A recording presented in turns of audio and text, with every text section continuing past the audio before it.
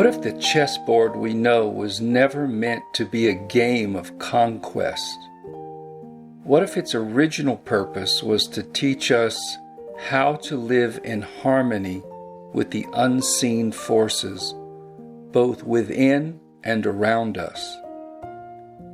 There exists a little-known system passed down not through institutions, but through oral memory, symbols, and contemplative lineage.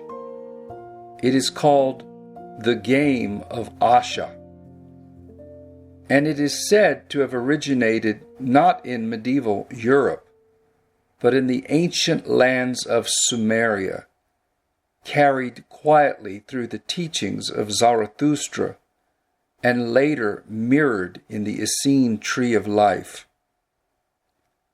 In the Game of Asha, the board is the cosmos. The back row is not royalty, but divine archetypes, power, love, and wisdom, mirrored on both the feminine and masculine sides, all orbiting the central union of creator and preserver, the cosmic father and earthly mother. Their symbols are primal: square, triangle, and circle. Their function is not to dominate, but to co-create. The front row, rather than pawns, are the elemental and human forces: sun, water, air, food, the human being, earth, health, and joy. Each corresponds to the divine principle behind it, forming a field of relational intelligence. And opposing all of this, on the far side of the board, is the shadow set, the divas of Krasvas, a mirrored set of destructive archetypes: idleness, hatred, and ignorance.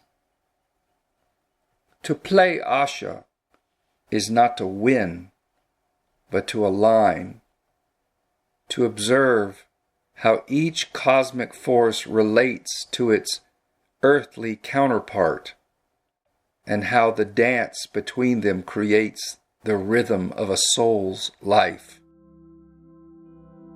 You don't need a board to play. You play it every time you choose peace over reactivity. Every time you align your inner nature with the movement of stillness. Every time you notice which side of the board you are living from. This is what Bobby Fischer may have intuited but never fully grasped. According to Norma Szekely, Fischer once sought out the information that Professor Edmond Bordeaux Szekely spoke about in his final years, sensing that chess was more than a game. He longed for the sacred root of its design, but the thread escaped him, and his life unraveled. This is what my friend Mona was approaching in her final days as well. Without even realizing it, she spoke often of wanting to downsize, to let go, and find a life with less maintenance and more quiet. She called it getting her spiritual house in order. And in our last conversations, there was a kind of sacred expectancy in her voice, a readiness to come home to something she had never quite named. And this, too, is what I have found through the teachings I now live and share. The Game of Asha is not a lost practice. It is alive in the wind, the deer outside my door, the ache in one's hip, the memory of a friend who was here and then was gone. It is the emptying path. It is non-reactive intelligence. It is the song of symbols whispered from the unseen world, urging us not to conquer, but to align, because the forces that align us are already within. I'd like to offer a gentle invitation. The ancient Game of Asha was never about competition. It was a mirror of life, a sacred map of alignment with the forces that shape all things, light and shadow, creation and destruction, the eternal and the earthly. It asked one question: what power are you in service to? Today, we face a world of noise, haste, and fragmentation, but the inner board remains. The forces are still here, waiting to be remembered. And not through belief, but through presence. We invite you to begin your own path of realignment through the 10 principles of non-reactive intelligence. This isn't a program. It is a movement toward remembering, returning to the inner stillness that cannot be shaken.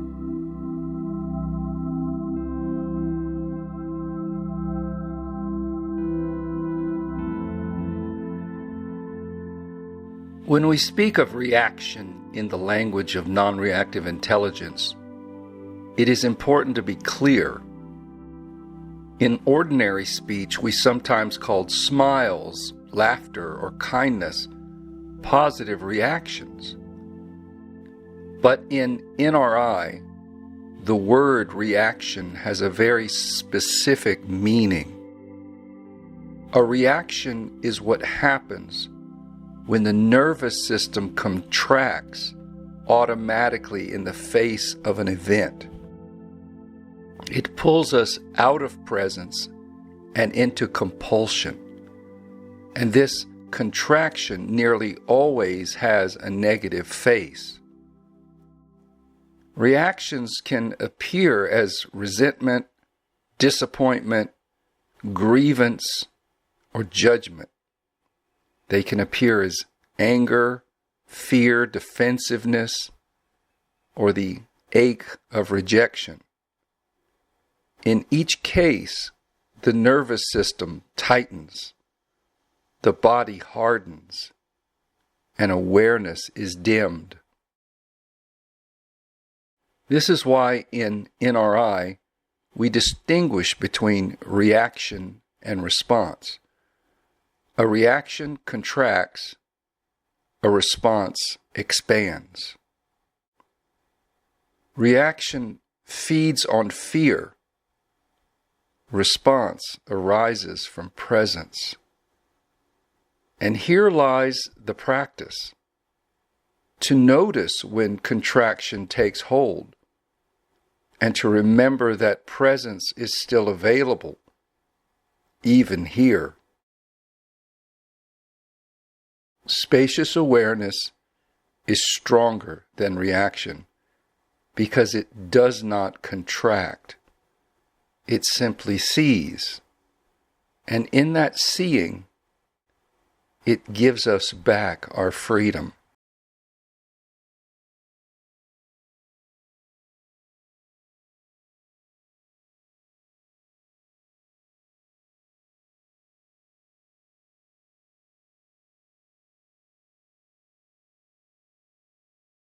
And so we see, reaction is always a contraction.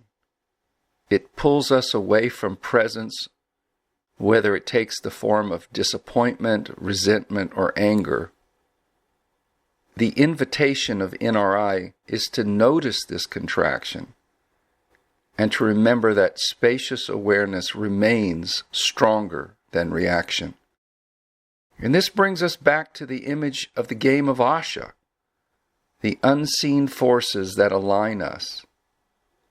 Life itself is the game board, and each moment is a move. Expansion is presence. Contraction is reaction. Think of Bobby Fischer, one of the greatest chess masters in history. His brilliance on the board was unmatched. Yet his life off the board became tormented. He reacted. He resisted. He withdrew. And he never found peace in presence. It is as if he mastered the outer game, but not the inner one.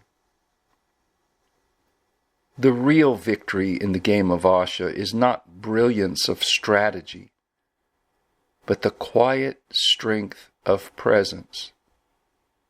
It is the move that expands rather than contracts. The awareness that aligns us with love instead of fear. And so the question is left for each of us in this next moment, in this next move. Will I contract into reaction or expand into presence?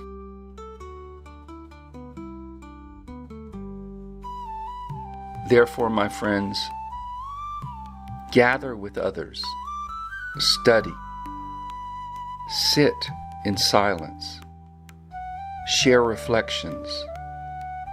Let this be your game of Asha, a living path of inner discernment in a time of forgetting.